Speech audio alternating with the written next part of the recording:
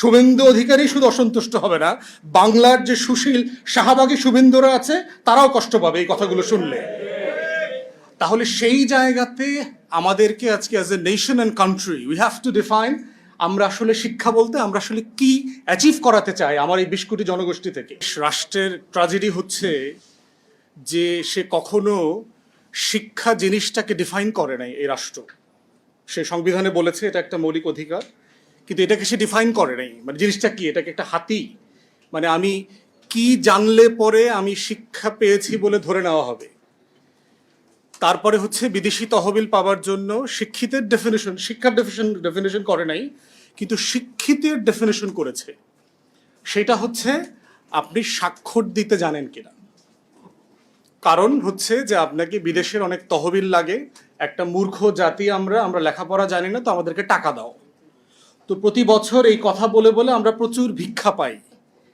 এই ভিক্ষাটা আমরা কন্টিনিউ করতে চাই বলে যেটা হয়েছে, আমাদের সম্মানিত বর্তমান সাবেক সংসদ সদস্য মহোদয়রা, রাষ্ট্র সরকার মহোদয়রা যারা ছিলেন, সবাই মিলে সিদ্ধান্ত নিয়েছেন যে আমাদের শিক্ষার হার হচ্ছে যিনি লিখতে পড়তে পারেন বেসিক, স্বাক্ষর দিলেও চলবে, এটাই হচ্ছে আমাদের 70%+।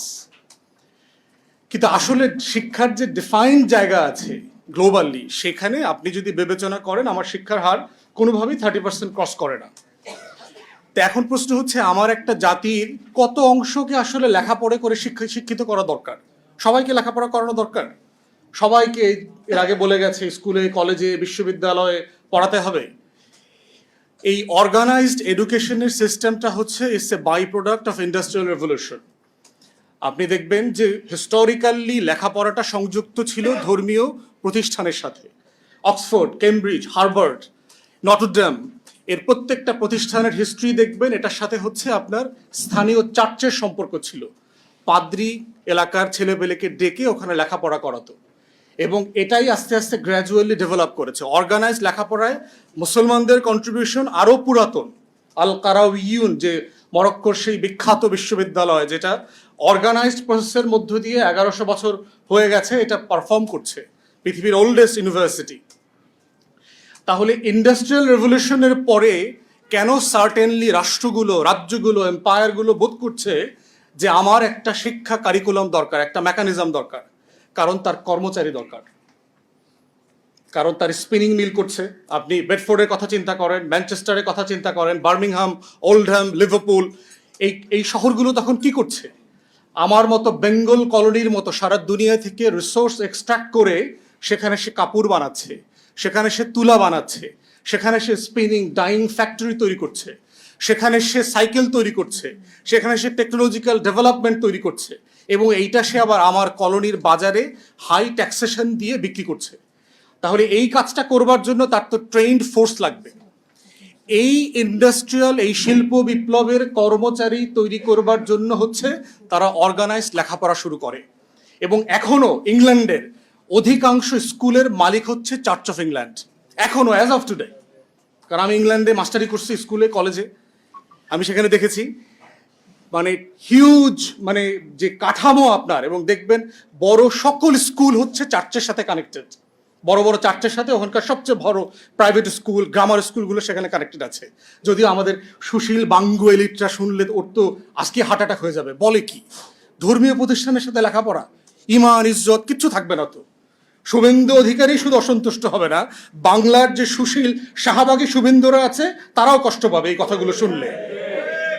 তাহলে সেই জায়গাতে আমাদেরকে আজকে as a nation and country we have to define আমরা আসলে শিক্ষা বলতে আমরা আসলে কি অ্যাচিভ করাতে চাই আমার এই 20 কোটি জনগোষ্ঠী থেকে।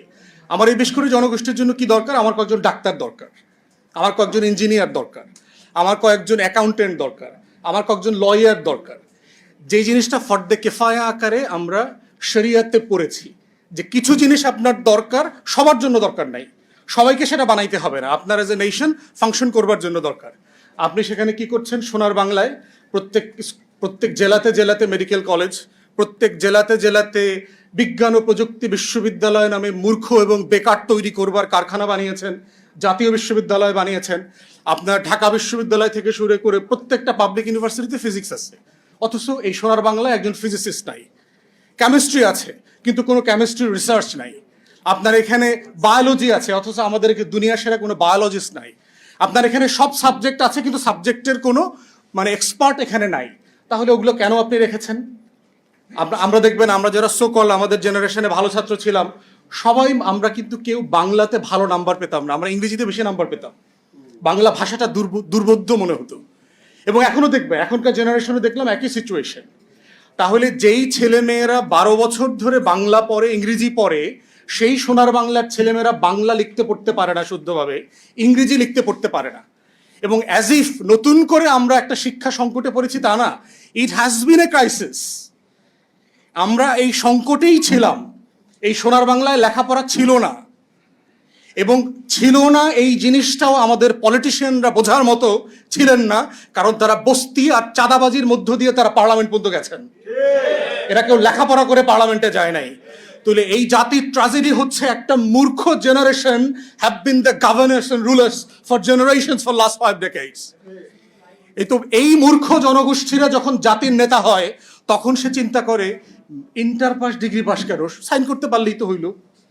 কেন সাইন করতে পারলে হয়? পুরাতন ব্যবস্থায় ছিল যান, দাদন সিস্টেমের কথা মাথায় রাখেন, জমির দলিলের মালিকানার কথা চিন্তা করেন। আসলে আপনার কি লাগে? আপনি জমি কিনছেন, বিক্রি করছেন, কতটুকু দরকার? স্বাক্ষর করাটা দরকার।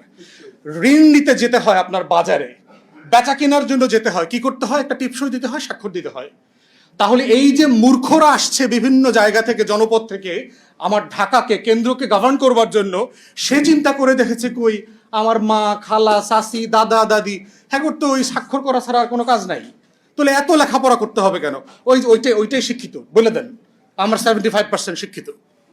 তাহলে আপনার 75% শিক্ষিত, তাহলে পিওনের চাকরি করবার জন্য মাস্টার ডিগ্রি পাস লাগতেছে কেন? আগে 8 পাস হলে কনস্টেবল, এসআই হইতে পারতো, এখন আপনার ডিগ্রি পাস লাগতেছে কেন, ইন্টার পাস লাগতেছে কেন? তাহলে এই যে টোটাল কাঠামোগত সমস্যা, এইটার সমস্যা আপনি বাজেটের জায়গা থেকে আলোচনা করে সমাধান করতে পারবেন না। রাদার আমি ফিল করতেছি উই হ্যাভ সাফিসিয়েন্ট ফান্ডস। টাকা অ্যাজ অফ টুডে যেটা আছে রাষ্ট্রের, যেটা সে খরচ করছে, এটা সাফিসিয়েন্ট। আপনার স্কুল কমাইতে হবে, কলেজ কমাইতে হবে, বিশ্ববিদ্যালয় কমাইতে হবে, আপনার এই কাঠামো ভাঙতে হবে। একটা রাষ্ট্র পরিচালনা করবার জন্য এত স্কুল, কলেজ, বিশ্ববিদ্যালয়ের প্রয়োজন নাই। আমি যেহেতু নির্বাচন করেছি, আমি প্রত্যেকটা এলাকাতে যেহেতু এক্সটেন্সিভলি দেখতে হয়েছে, প্রাইমারি স্কুলে 50 জন স্টুডেন্ট আছে এইরকম স্কুল আমি খুব কম পাইছি।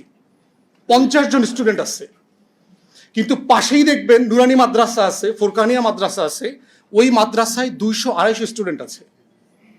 এবং বাবা মারা মনে করে যে আমার ছেলে মেয়েটা স্কুলে পড়ার থেকে ওই নুরানি ফোরকানিয়া মাদ্রাসায় পড়লে ভালো হবে। তাহলে আপনি রাষ্ট্র আকারে এমন একটা এডুকেশন সিস্টেম ডেভেলপ করেছেন যার উপরে আপনার গ্রামীণ জনগোষ্ঠীর প্রতি আস্থা নাই।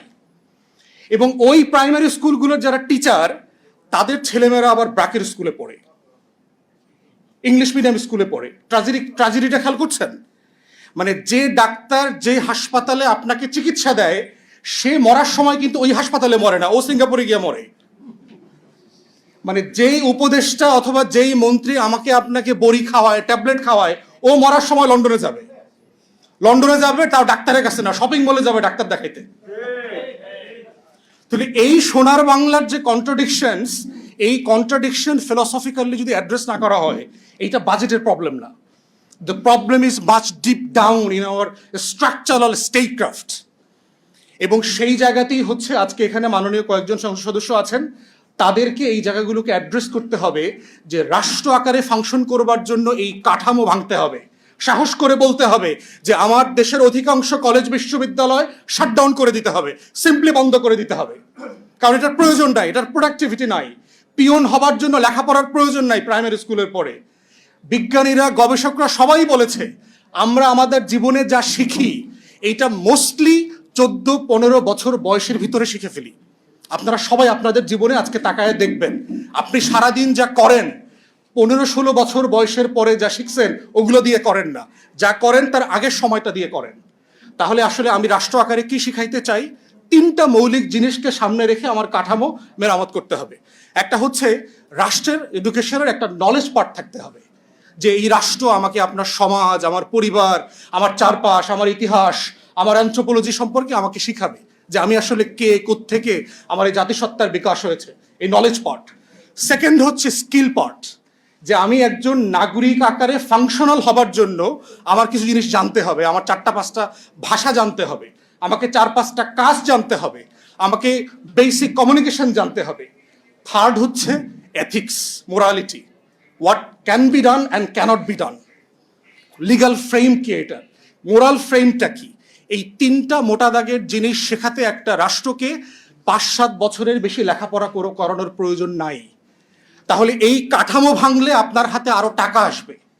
অতএব সেই বেকার, আপনি শিক্ষিত বেকার বানায় যাকে আপনি এমপ্লয়মেন্ট দিতে পারছেন না, তার জন্য আপনি আরো 2টা বিশ্ববিদ্যালয় করছেন, আপনি তার জন্য ট্রেনিং ইনস্টিটিউট করছেন, আপনি তাকে এমপ্লয়েবল করবার জন্য যুব সংস্থান কর্ম মন্ত্রণালয় থেকে আবার নতুন করে প্রোগ্রাম দিচ্ছেন। তাহলে আপনি এমন একটা ডিফেক্টিভ কাঠামো তৈরি করেছেন যে এই কাঠামোর পিছনে কন্টিনিউয়াসলি আপনাকে কম্পেনসেট করতে হচ্ছে, আপনাকে আরো বেশি খরচ করতে হচ্ছে ওই বেকার ছেলেটাকে তার বেকারত্ব থেকে দূর করবার জন্য। এবং করতে করতে যেটা হচ্ছে, সে এমন একটা বয়সে গিয়ে তার এই বেকারত্বের অভিশাপটা ঘুচে যায়, দেন ইটস টু লেট। সে আর ওই টেকনিক্যাল হ্যান্ড তার মাথায় আর পড়ে না। এই জন্য দেখবেন যে আমাদের চিন্তার কোনো ফ্রেম এই সোনার বাংলায় নাই। সবাইকে ধন্যবাদ। সালাম আলাইকুম।